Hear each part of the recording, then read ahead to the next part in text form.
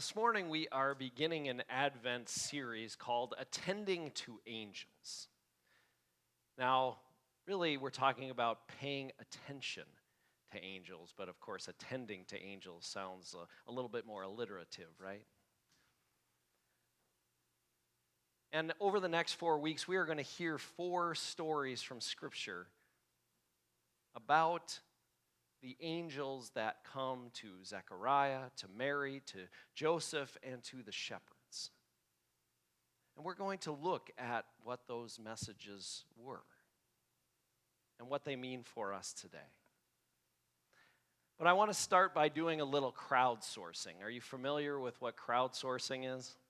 It's kind of it's sort of an, 3M does it. A lot of companies do it, but a lot of people do it online too, right? You know, you put out a question in a group on Facebook or one of these other social media sites to ask for people's opinions about something or to see what other people understand about something. And usually it's for something like, can you give me a good restaurant to go to in this city? Or, I'm looking for a plumber, or I'm looking for an electrician, or whatever it might be, and they're trying to get other people's advice. So I'm not looking so much for advice as just to see what do we know, what do we understand about angels. When I say the word angel, what comes to mind? What do you think of? You can just shout it out. We're all friends here. Halo? Light? What was that? Clarence? Nice.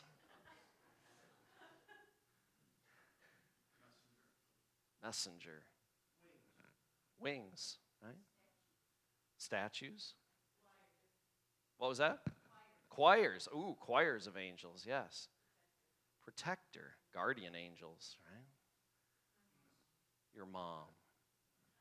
The angels of our life, yes. What was that one? I didn't catch that one. Peace. That's the amazing thing about, there's one word, right? Angel. And we have so many different ideas about what that could mean. And in Scripture, we do have some descriptions of angels that kind of come with the wings and the halos, and those are more of those celestial beings that we read about in like Isaiah, when Isaiah goes before the throne of God and has this image of the seraphim and the cherubim and the angels with the wings that are sort of covering their eyes, and they're singing to the Lord, holy, holy, holy. So that choir of angels that you talked about, that's certainly a description of angels in Scripture. But we also have the one that Austin mentioned, which is messenger. And many times when we hear angel, it'll say an angel of the Lord appeared to so-and-so. Or in this case, in Luke, in this story, we hear the angel of the Lord appeared to Zechariah. And there is no real description. But we can think of an angel as being a human representation, a messenger. And in Zechariah's story, Zechariah is a priest in the temple. And when they talk about this sort of auction or this lottery that sort of happened each year for the priests to go and to offer incense and prayer, what they're talking about is in the holiest of holy places in the temple.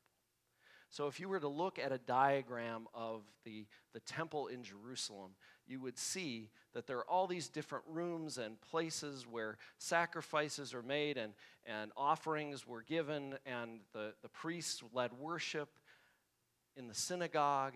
But there's one place in the temple, and it was called and referred to as the holiest of holy places because it is where the Jews believed that God's Spirit fully resided. And that presence, that place, that holiest of holies could not be contaminated, so to speak, by a lot of human presence. And so only one priest was allowed to go in at certain times of the year to offer incense offering to God on behalf of the people. And so when we hear this story about Zechariah, we hear that he wins this sort of lottery to be able to go in and to offer this special incense offering before God on behalf of the people. And so this is a big deal. And Zechariah goes in, and he says he begins to offer that sacrificial offering, that incense offering, and all of a sudden, it says an angel of the Lord appeared to him. Now, if there's one place that I might expect to see an angel, don't you think it would be in that holiest of holy places? Yet it says that Zechariah has a very human response to seeing that angel. And that was what? Fear. It's terrifying. We probably should have expected, but yet, out of nowhere, here comes this messenger of God. And the first words out of the angel's mouth are, "Do not be afraid." And that's going to be a recurring theme. But yet, it is natural, isn't it, when we experience something, even though it's something we've been praying for, even though it's something we've been asking of God, when it finally comes to us, it can be a little terrifying, right? Because we know that all of a sudden God is going to ask something of us.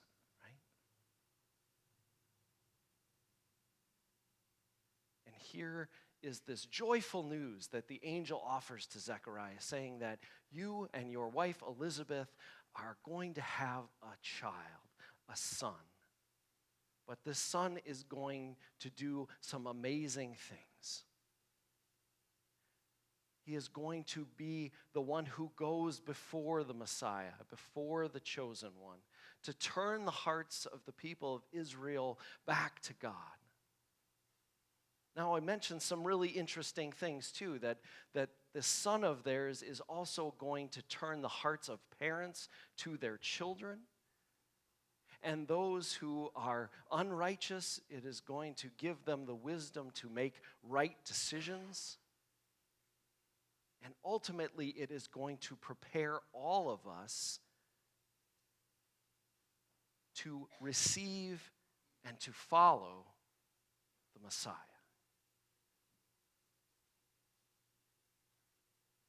But that's some pretty heavy responsibility. Because Zechariah is being told by the angel, you are going to be the father of this very special child. And you are going to have the responsibility of raising him. You are going to have the responsibility of keeping him on the right path so he can keep all of Israel on the right path. Sounds like a lot, right? And Zechariah's response is very much a human response as well. He says, how am I going to know? What's going to be the sign that this is going to happen? And what happens next is a little strange. We often think that maybe Gabriel, the angel Gabriel who comes, is a little upset with Zechariah, that he doesn't believe him, or that this prophecy is not really going to come true.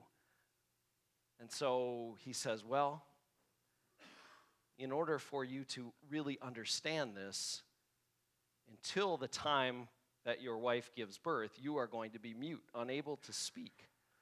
And we almost see it as a punishment of Zechariah. But yet, in a sense, it's almost a blessing. Because Zechariah is going to be preparing for a huge thing, a huge responsibility. And I don't know about you, but the times when I have silence are the times when I can truly reflect and think and prepare.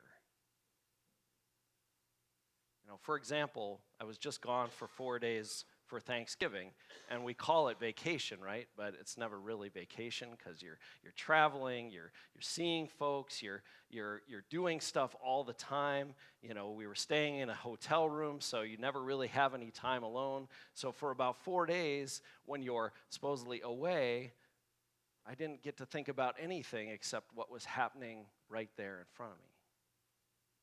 But this morning when I'm out there shoveling snow and I'm by myself and there's some quiet time, I actually have some time to think about the future and what's coming up and things that I need to do and how I can be prepared to do those things.